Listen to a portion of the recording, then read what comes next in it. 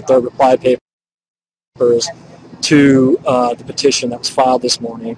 Then the NLG lawyers who are representing OWS get to file the reply papers. And then if I remember correctly, there's going to be a hearing on these issues, I think, in December. So the case is not over, but we lost the TRO. But I did hear the Brookfield Properties lawyers say in open court that they had no problem with people being in the park 24 hours a day. What their issue was with the tents and the generators and everything. So Brookfield's on the record saying people can be in the park, but what their objection is all their public health and safety issues that they're constantly bringing up.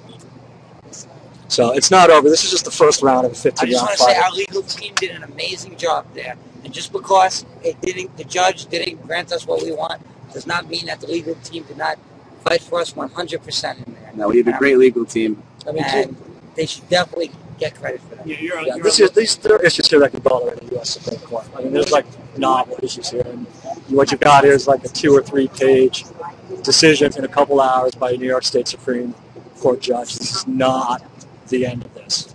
Hi,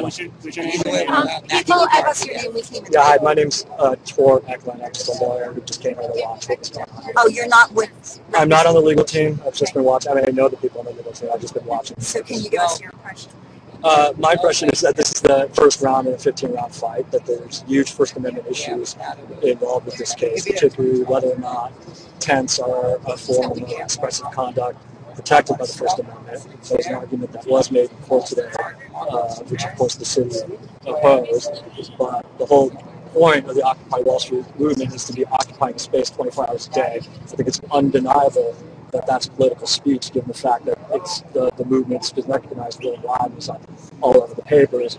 But the position the city is taking, Brookfield Properties is taking, is that these tents and generators and everything are a public health hazard.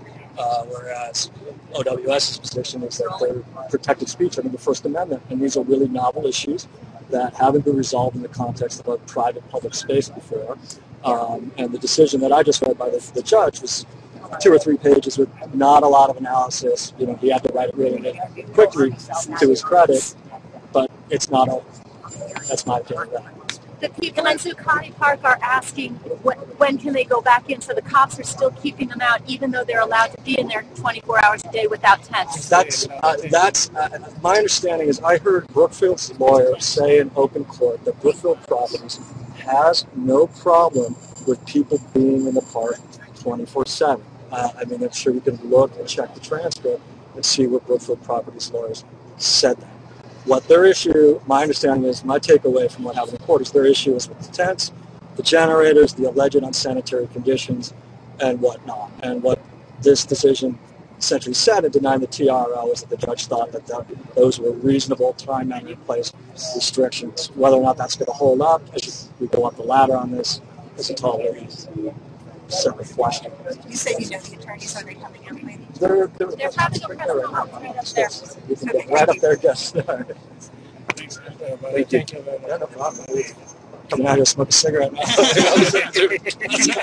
He's not speaking for... I'm speaking for myself. I'm speaking as an observer who came here because this is a major case. I cleared my schedule to be here. Thank you. And I was really pissed off this morning when I read the news.